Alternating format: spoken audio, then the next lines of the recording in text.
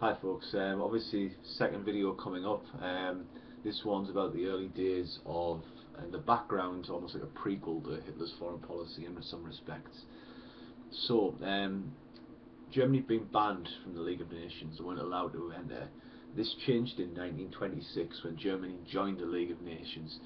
Now, the League of Nations, one of its aims was to keep peace, and that would by reducing arms and armies around the world, and they had very little success with this. And 1932, a disarmament conference was called. Now, Germany was invited to this because they were now a key member of the league. They were allowed to attend. And what's going to work in Germany's favour here, eventually, if you're Hitler, is that France will never disarm, because France was permanently Germany's border and they held fears of another German attack. So you're never going to get French disarmament. So in 1933, Hitler uses this, the French not wanting to disarm, as an excuse to withdraw Germany from the conference and from the League of Nations, saying he wanted peace, he wanted Germany to disarm, but he could only do this if other countries would too, knowing full well this was never going to happen. So it's again Hitler making a move and then following it up basically with, like a promise, a guarantee, or a reason. In 1935, Hitler begins to rearm Germany, breaking the Treaty of Versailles, and introduces conscription, which again broke the Treaty of Versailles. He did this in 1935. Now, Hitler then comes out and reasons, I've done this because France have increased their conscription term from 1 year to 18 months. So there's going to be more trained soldiers than ever on Germany's border in France, and I need to protect Germany. And this seemed also very reasonable, and he got away with it. Now, opposition to Hitler at this time was something called the Stresa Front, Stresa, and it was between France, Britain, and Italy. So they should have been opposing Hitler. They were together. Russia is kicking around here, and what's very interestingly happens is the Russians were so scared of this strong Germany that they joined the League of Nations. But the Stresa Front wasn't actually going to work, and the reason it wasn't going to work, key, was Britain, because Britain's attitude has changed by this point. And the British people have softened in their stance, and they feel that the Treaty of Versailles was incredibly unfair and had to be revised. It had to be, looked at. So France, who wanted just to see a stronger treaty and they feared Germany getting stronger and stronger, could do nothing now because Britain, who was their main ally, was sympathising with Germany. And Hitler, being the clever man that he was, could see the French and the British were not on the same page, that there was a very clear divide. So every time he goes on to break the treaty, which he's been now encouraged to do by this, he'll promise peace or make a guarantee or sign a treaty. And Britain is going to pay more attention to this and his promises than any disregard of the Treaty of Versailles. So, an example of this comes in 1934 when Hitler signs a 10-year non-aggression pact with Poland. Now, obviously, this isn't going to work because he declares war in 1939. He didn't mean this.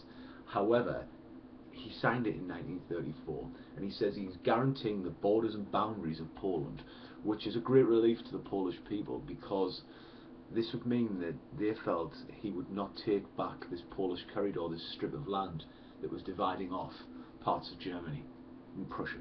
Okay, so Britain says basically, yes, we can trust Hitler. We do like Hitler. We trust the guy. This proves he's peaceful, and Germany's accepting the Treaty of Versailles and its terms. So Hitler comes out of this looking quite good. He also tried in 1934 to get his key aim, I would argue, which was to unite Austria with Germany and Anschluss. Now, this failed, but what happened was Hitler tried by getting the Austrian Nazi Party to have a rebellion. So you've got a Nazi party in Germany, but you've also got a political Nazi party in Austria, and he gets them to rebel, to riot, and this led to the Chancellor of Austria, so they're basically Prime Minister, a guy called Engelbert Dollfuss, being murdered. And it basically looked now that the Anschluss was going to take place in 1934. However, the Stresa Front member, Mussolini of Italy, wasn't going to have this, and he put his army the Italian army on the border, the frontier of Austria, and guaranteed that Austria would be independent.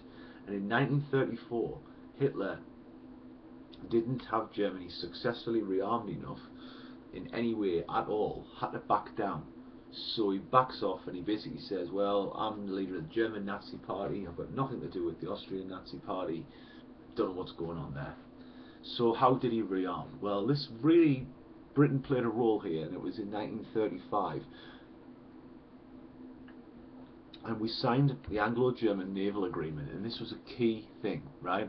To Britain, it shows that Hitler is peaceful. The treaty would limit Germany's navy to 35% of the size of the British one, and doesn't include its submarines. But by us signing this naval agreement, we've actually green light has been shone on Germany rearming. We've said it's okay. You can build your navy back up. You can rearm, right? Because building a navy was forbidden in the Treaty of Versailles, and Britain has basically shown here that we don't mind rearm. And also we've shown again a divide between us and the French, for example. So our reasoning was that if we can't get any agreement on disarmament, so think about this failed disarmament conference, we're going to get it on the one area that really matters to Britain, and that's the navy. We're going to protect ourselves. So Germany could now rearm, and rearm they did. Right? We've not consulted France or Italy. Germany goes ahead very confidently. And some examples for you: by 1938, so 3 years later, Germany has expanded their army from 100,000 men to 800,000 men. Their navy from no U-boats to 47 U-boats. And their air force now has over 2,000 aircraft. So you can see in the early days how Hitler managed to basically rearm and get Germany back. Okay, so this is the early days of foreign policy. I will try a video for you best I can. I'll be doing one on the Saar and the Rhineland for you, which will hopefully help again in the early days of his foreign policy.